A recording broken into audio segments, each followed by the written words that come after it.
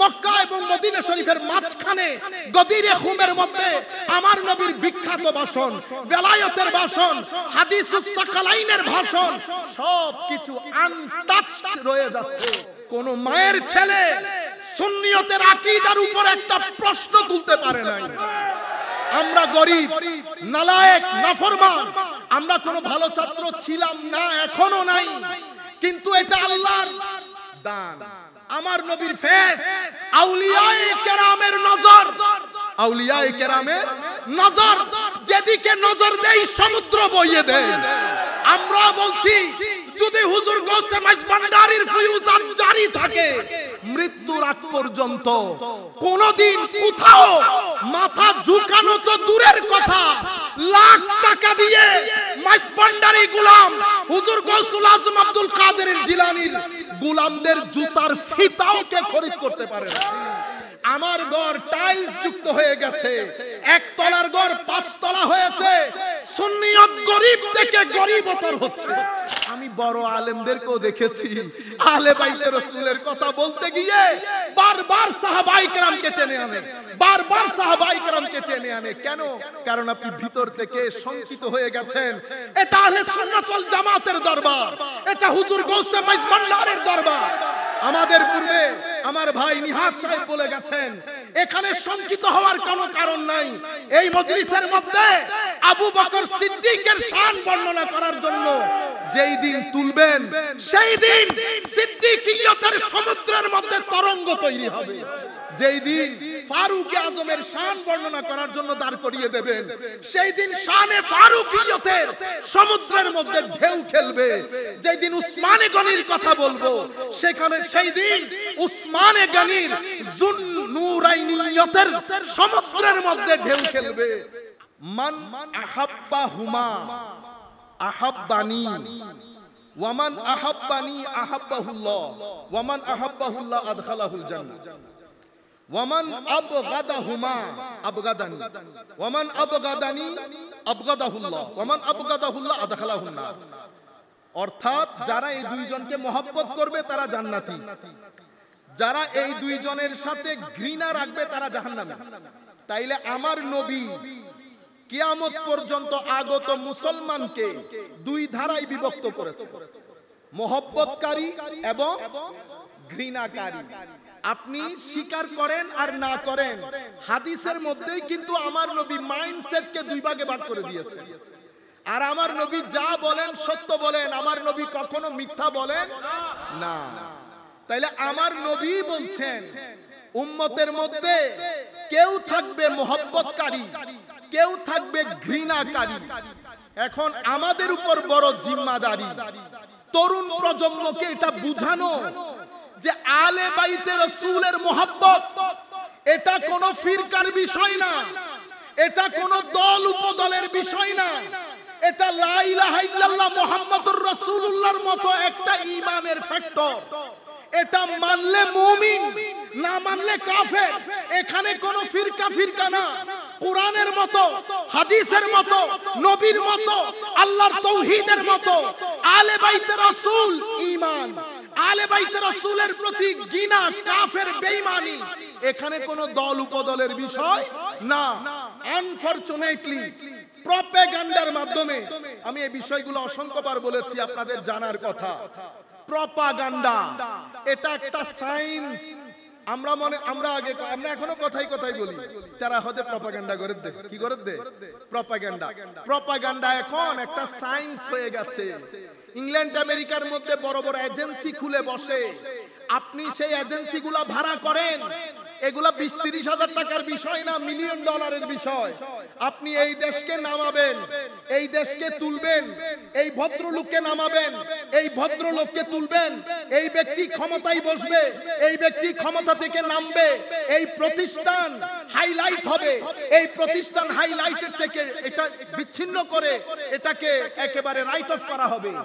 এই যে বিষয়গুলা, এগুলার জন্য প্রপাগান্ডা করা হয়। প্রপাগান্ডা মানে একটা অসত্য অথবা হাফ সত্য বিষয়কে মানুষের মুখে মুখে প্রচার করে, মানে এটাকে এমন একটা পর্যায়ে নিয়ে যাওয়া, আপনারা মনে করবেন এটা কোরআন শরীফ, বিশ্বাস করলে ঈমান, বিশ্বাস না করলে ঈমান না, সেই পর্যায়ে নিয়ে যাওয়া, মানে এটাকে পরিপূর্ণ সত্য হিসেবে সমাজের মধ্যে প্রতিষ্ঠা করা। এই প্রপাগান্ডার জন্য বড় বড় ব্যক্তি হায়ার হয়, বড় বড় প্রতিষ্ঠান হায়ার হয়। এরা কি করে? এরা মিডিয়াতে, মিনস অফ কমিউনিকেশন, টেলিমিডিয়া, যত মিডিয়া আছে তাদের বড় বড় এজেন্সি আছে, প্রত্যেক দেশে তাদের কিছু কিনা লোক থাকে, তাদের মাধ্যমে প্রপাগান্ডা নিউজ চলে। চলতে চলতে চলতে একটা অসত্য, একেবারে নিরেট মিথ্যা কথা আপনার মুখে মুখে হয়ে যায়, আপনি এটাকে সত্য হিসেবে গ্রহণ করেন, সত্য হিসেবে গ্রহণ করেন। ঠিক সেভাবে আমাদের এখানে আরেকটা বড় মুসিবত হচ্ছে বলয় তৈরি করা। কি তৈরি করা? বলয়।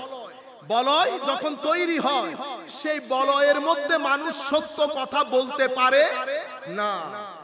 গত একেবারে 1200-1300 বছরের মধ্যে এই বলয়, এই প্রপাগান্ডা এত দূর পর্যন্ত এসেছে, 1300-1400 শতাব্দী পরেও আমি আহলে বাইতে রাসূলের কথা বলতে শঙ্কিত হচ্ছি, আমি আহলে বাইতে রাসূলের কথা তুলে ধরতে দ্বিধাগ্রস্ত হচ্ছি। অনলাইনের মধ্যে ইনফরমেশনের ছড়াছড়ি, কারণ এখানে এই বর্তমান যুগ হচ্ছে ইনফরমেশনের যুগ। সমুদ্রের মতো ইনফরমেশন আপনাদের হাতে, কোনটা ভালো কোনটা মন্দ, কোনটার পেছনে কারা, কোন প্ল্যানিং, কিছুই আপনি জানেন না। আপনি ঢুকেছেন, মেসেজ গ্রহণ করেছেন, অনলাইন থেকে বের হয়েছেন, সেটার প্রচারের মধ্যে হিস্সা নিয়েছেন। কি হয়ে গেল? বাংলাদেশের রাজধানী চট্টগ্রাম, আপনিও জানেন বাংলাদেশের রাজধানী চট্টগ্রাম, ঢাকার রাজধানী বরিশাল, এটা আপনি প্রচারে হিস্সা নিলেন, কমেন্ট করলেন, লাইক করলেন, শেয়ার করলেন, হাহা দিলেন, আরো কত কিছু দিয়ে দিয়ে পুরো বাংলাদেশ ব্যাপী এমন একটা অবস্থার সৃষ্টি করেছেন। আমি বড় আলেমদেরকেও দেখেছি আহলে বাইতে রাসূলের কথা বলতে গিয়ে বারবার সাহাবায়ে কেরামকে টেনে আনে, বারবার সাহাবায়ে কেরামকে টেনে আনে। কেন? কারণ আপনি ভিতর থেকে শঙ্কিত হয়ে গেছেন এটা আহলে সুন্নাত ওয়াল জামাতের দরবার, এটা হুজুর গৌসে মাইজ ভান্ডারের দরবার। আমাদের পূর্বে আমার ভাই নিহাত সাহেব বলে গেছেন, এখানে শঙ্কিত হওয়ার কোনো কারণ নাই। এই মজলিসের মধ্যে আবু বকর সিদ্দিকের শান বর্ণনা করার জন্য যেই দিন তুলবেন, সেই দিন সিদ্দিকিয়তের সমুদ্রের মধ্যে তরঙ্গ তৈরি হবে। যেই দিন ফারুক আজমের শান বর্ণনা করার জন্য দাঁড় করিয়ে দেবেন, সেই দিন শানে ফারুকিয়তের সমুদ্রের মধ্যে ঢেউ খেলবে। যেই দিন উসমানে গনির কথা বলবো, সেখানে সেই দিন উসমানে গনির যুন্নুরাইনিয়তের সমুদ্রের মধ্যে ঢেউ খেলবে। আমরা আবু বকর সিদ্দিক শান যখন বলবো, আমরা মনে করব না ফারুক আজম রাগ করবে। সোমবারের কথা বললে মঙ্গলবার রাগ করবে কেন? মঙ্গলবারের কথা বললে শুক্রবার রাগ করে কেন? শুক্রবারের ফজিলত আলাদা, বৃহস্পতিবারের ফজিলত আলাদা, সোমবারের ফজিলত আলাদা, রবিবার আলাদা শান রাখে, শনিবার আলাদা শান রাখে। কিন্তু তরুণ প্রজন্মের মধ্যে এই প্রপাগান্ডার মাধ্যমে, কনস্পিরেসির মাধ্যমে তরুণ প্রজন্মকে বুঝানো হয়েছে আহলে বাইত রাসূলের নাম কারণকারী, প্রশংসাকারীরা সীমা লঙ্ঘন করতে করতে তারা শিয়া হয়ে গেছে। সুতরাং এখন একটা মহা মুসিবতের মধ্যে আমরা পড়ে গেছি। এই ক্ষেত্রে আমি আপনাদেরকে বলবো, আমরা হযরত আলী কাররামাল্লাহু ওয়াজহাহুল কারীম ওনার বিশ্ববিখ্যাত সেই মেসেজের মধ্যে চলে আসি, যেটা নাহজুল বালাগা। নাহজুল বাল, এটা কাদের কিতাব? শিয়া হাজারাতদের কিতাব। এটা ওনারা পড়ান, এটা ওনাদের বুখারী শরীফ, ওনাদের বুখারী শরীফ। সেই নাহজুল বালাগার 117 বা 18 নম্বর হেকমা, আমি ভুলে গেছি, অনেকদিন আগে পড়েছি।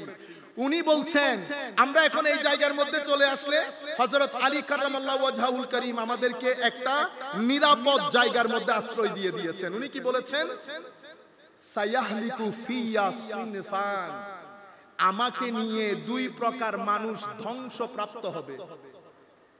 মুহিব্বুন মুফরিত, যারা আমার মহব্বতের ক্ষেত্রে সীমা লঙ্ঘন করবে।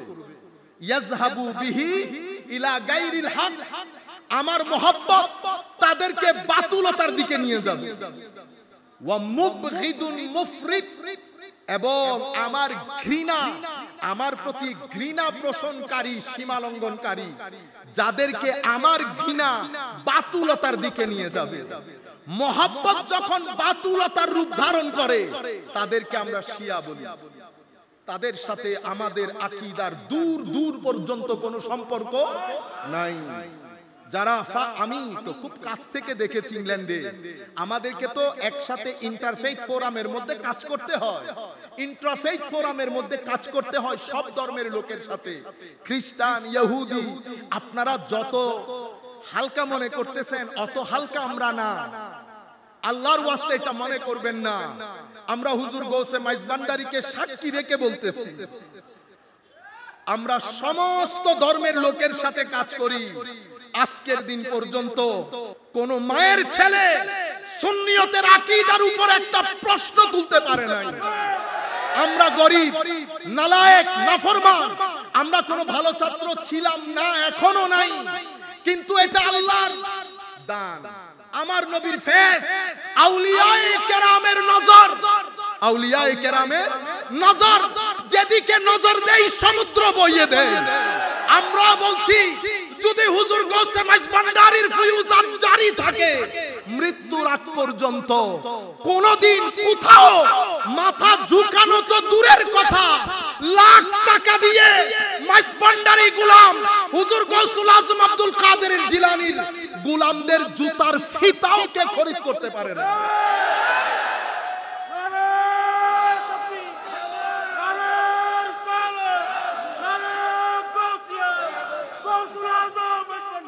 হুজুর আলী কাররামাল্লাহু ওয়াজহাহুল করিম বলছে, মোহাব্বত করেও বাতুলতার দিকে চলে গেছে।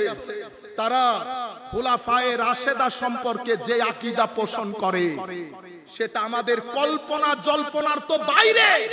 এটা সুস্থ মানুষ, মন মানসিকতার লোক জবানেও আনতে পারবে না। আপনারা বুঝতে পেরেছেন যেই পরিমাণ ঘৃণা তারা সাহাবায়ে কেরামের ব্যাপারে রাখে। সুতরাং এই আকীদার সাথে একজন সাধারণ মুসলমানের সাথে দূর দূর পর্যন্ত কোনো সম্পর্ক। হযরত আলী বলছেন মুবগিদুন মুফরিদ।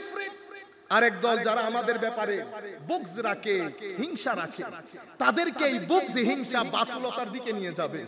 তাদেরকে আমরা নাসেবি, খারেজি বলি। এরা ছিল, এরা আছে, এরা থাকবে।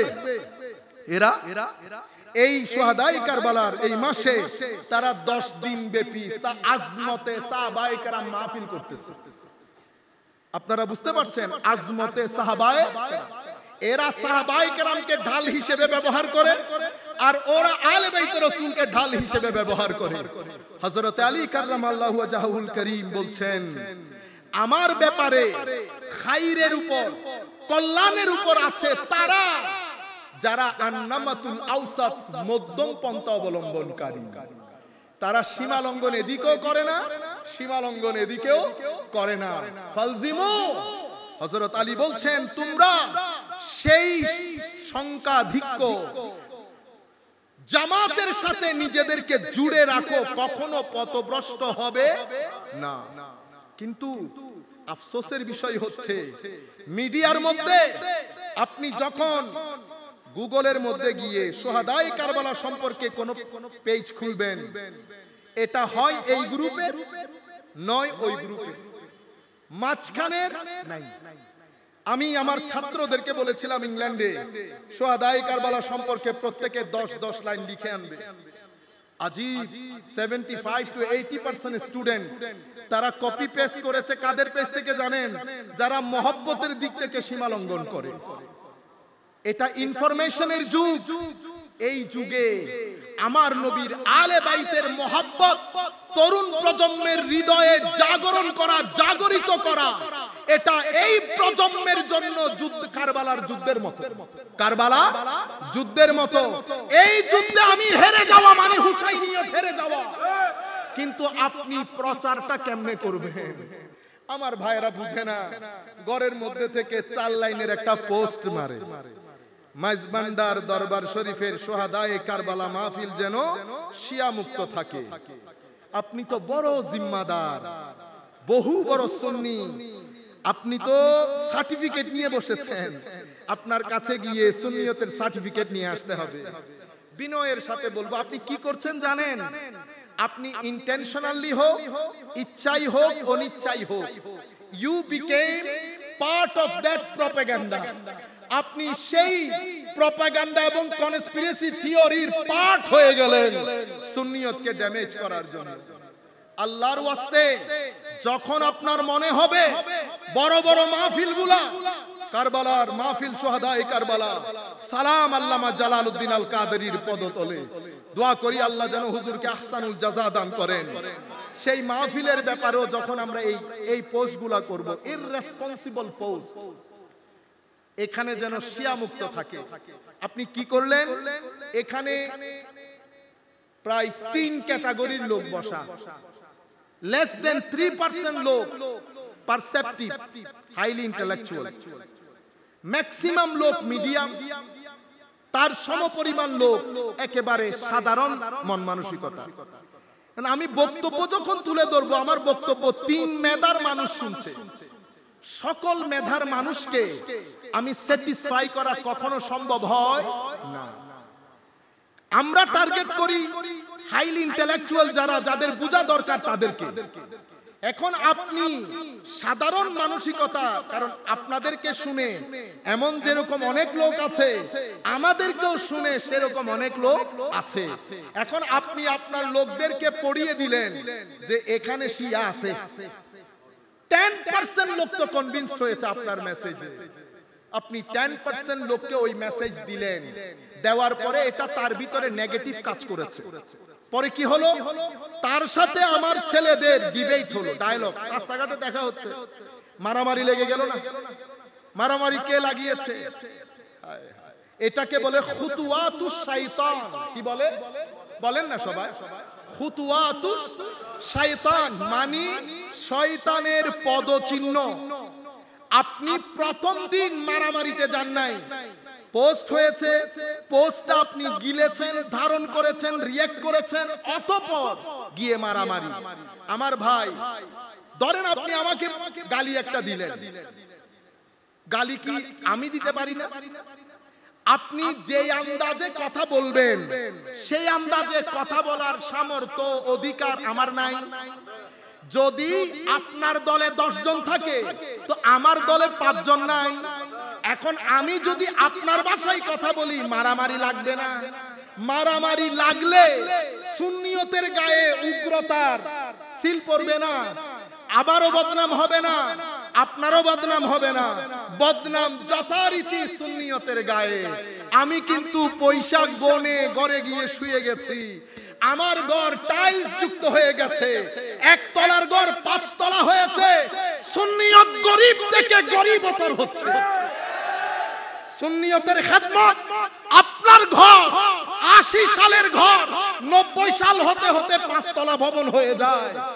সুন্নিয়ত 5 তলা না 10 তলা হওয়ার কথা ছিল, কিন্তু সুন্নিয়ত গরিব থেকে গরিবতর হচ্ছে। সমাজের 80% মানুষ আমাদের ধরাছোঁয়ার বাইরে রয়ে গেছে। কেন? কারণ আমরা এই প্রপাগান্ডার কারণে, কনস্পিরেসি কারণে আমরা এই জায়েজ না জায়েজ নিজেদের মধ্যে হানাহানিতে লিপ্ত গোটা মুহররম মাস। আর বাকিরা 80% মেইনস্ট্রিম সোসাইটির জন্য কাজ করছে, মাসআলার জবাব দিচ্ছে, সূরা ফাতিহা থেকে সূরা নাস পর্যন্ত কোরআনের তাফসীর করছে, সাধারণ মানুষের ধারগোড়ায় পৌঁছে যাচ্ছে। আমরা সেখানে পৌঁছতে পারছি না। কিছুদিন পরে রবিউল আউয়াল শুরু হবে, রবিউল আউয়ালের 15-20 দিন আগ থেকে আবারও প্রপাগান্ডা শুরু হবে। রবিউল আউয়াল না জায়েজ, এটা বেদাত, এটা অমুক, এটা সমুক, আসনি কোন মায়ের ছেলে। এরপরে আমিও প্রেসারাইজড হব, আমার উপরও প্রেসার দেওয়া হবে, হুজুর জায়েজ বলেন, ডিবেট করেন। আমিও ডিবেট করতে করতে এই বছরের রবিউল আউয়াল শরীফও ডিবেটে চলে যাবে। নবীর সিরত, নবীর আখলাক, নবীর হায়া, আমার নবীর মক্কার জীবন, আমার নবীর মদিনার জীবন, আমার নবী বদরের যুদ্ধের নবী, উহুদের যুদ্ধের নবী, আমার নবী হিজরতের 10ম শতাব্দীর নবী, বিদায় হজ্জের নবী, বিদায় হজ থেকে ফেরত আসার পথে মক্কা এবং মদিনা শরীফের মাঝখানে গদিরে খুমের মধ্যে আমার নবীর বিখ্যাত ভাষণ, বেলায়েতের ভাষণ, হাদিসুস সাকালাইনের ভাষণ, সব কিছু আনটাচড রয়ে যাচ্ছে। আমরা মেইন স্ট্রিম সোসাইটির কাছে এই বিষয়গুলা তুলে ধরতে পারছি না।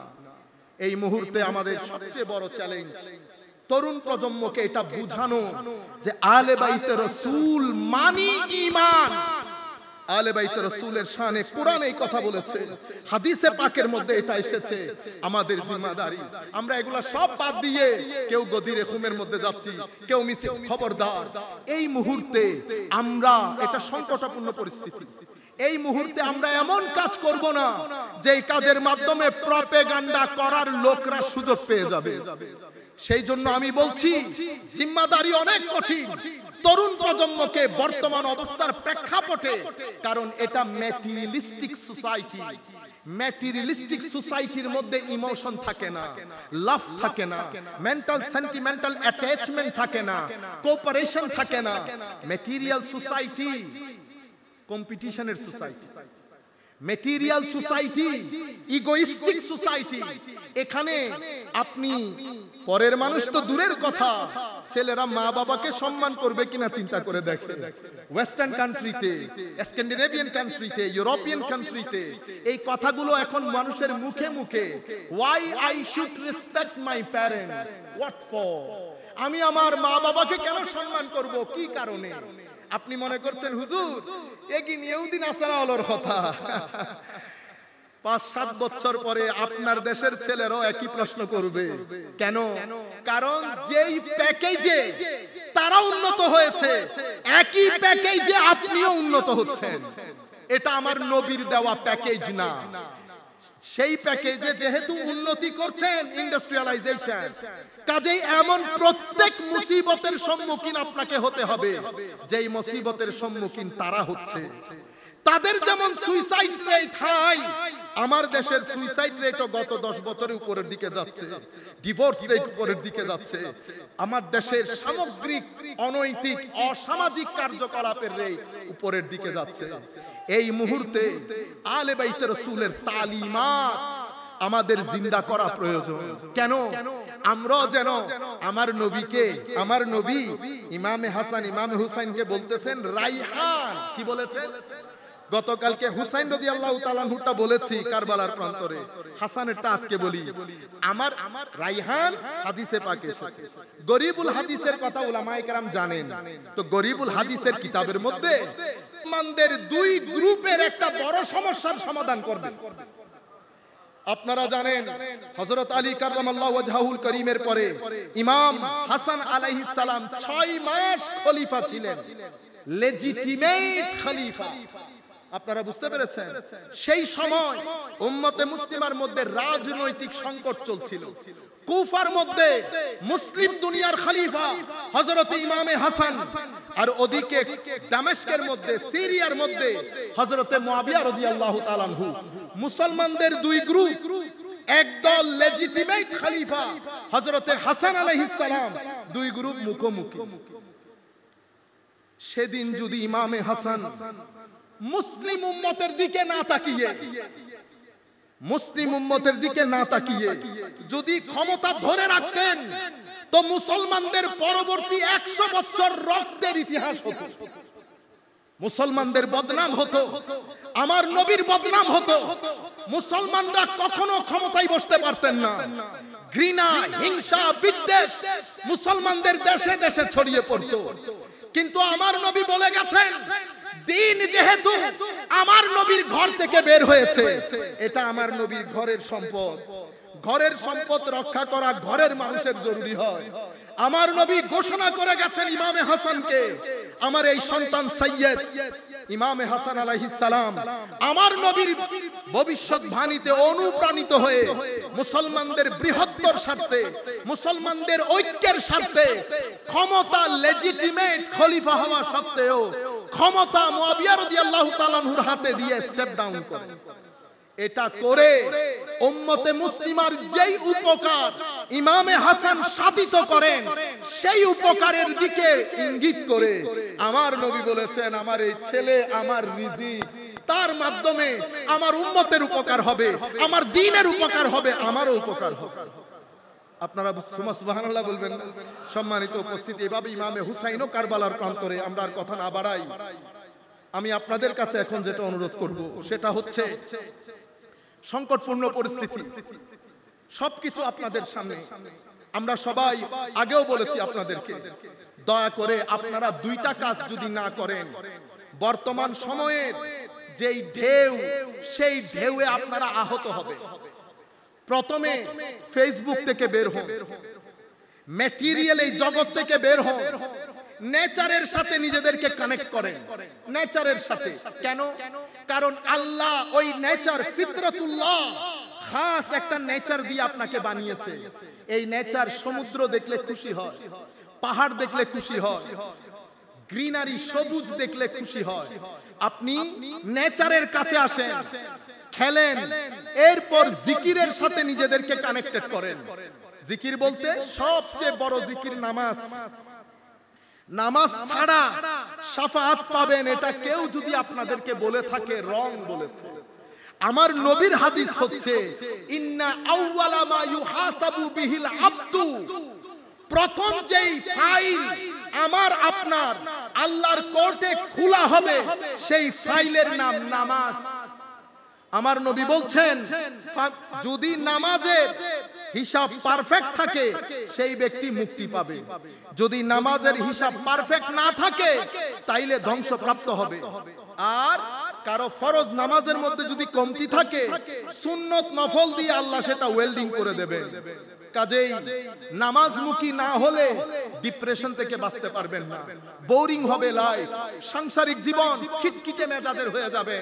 কাজেই নামাজমুখী হবেন, সন্তানদেরকে নামাজের দিকে নিয়ে আসবেন, কোরআনের তিলাওয়াতকে ফরজ করে নেন। কোরআন এটা বড় এনার্জি সেন্টার, এটা এমন একটা এনার্জি, এটার সামনে বসলে, কোরআনের দিকে দেখলে এটা আপনাকে এনার্জেটিক করবে ভিতর থেকে। আপনি রূহের দিকে, কলবের দিকে যদি খেয়াল না করেন, এটা যদি এনার্জেটিক করতে না পারেন, তাহলে আপনি দুঃখে পড়ে যাবেন। জিকির করবেন, প্রত্যেক বৃহস্পতিবারে আল্লাহর ওলিদের জিয়ারতে বের হবেন। কোন বেদাত, এই সমস্ত তালবাহানার কথা, এগুলা গ্রামে গঞ্জে সুন্দর, গ্রামে গঞ্জে সুন্দর, এই সমস্ত বেদাতি কথাবার্তা শুনবেন না।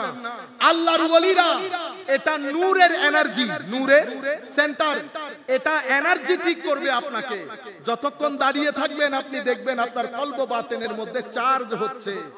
আপনি এই দুই আন্দাজে নিজেকে যদি ইউজ টু করতে না পারেন, হ্যাবিচুয়েটেড করতে না পারেন, অভ্যস্ত হতে না পারেন, তাহলে দুনিয়ার যুদ্ধে আপনি হেরে যাবেন, দুনিয়ার যুদ্ধে আপনি হেরে যাবেন। বাচ্চাদেরকে প্রপার সময় দেন, বাচ্চারা আমার সবচেয়ে বড় সম্পদ, তাদেরকে সময় দেন। স্কুলের সাথে সাথে তাদেরকে দ্বীনমুখী, নামাজমুখী, নবীমুখী করেন। আর তাদেরকে প্রথমে দুই তিনটা জিনিস শিখিয়ে দেবেন, আল্লাহর মহব্বত, নবীর মহব্বত, আহলে বাইতের মহব্বত, সাহাবায়ে কেরামের মহব্বত, আউলিয়ায়ে কেরামের মহব্বত। আমি কি বলেছি? আল্লাহ, রাসূল, আহলে বাইত রাসূল, সাহাবায়ে কেরাম, আউলিয়ায়ে কেরাম, এই পাঁচটা জিনিস এক বছর সময় নিয়ে যদি শিখাইতে পারেন, গ্যারান্টির সাথে বলছি, এই ছেলে ধ্বংসের অতল তলেও যদি তলিয়ে যায়, সেখান থেকে সে ফেরত আসবে, সেখান থেকে সে ফেরত আসবে। কেন? মহব্বত আজীব জিনিস, এটা মানুষকে ধ্বংস হইতে দেয় না। আদব আজীব জিনিস, এটা মানুষকে ধ্বংস হতে দেয় না। আল্লাহ রাব্বুল আলামিন আমাদের হামি ও নাসির হোক।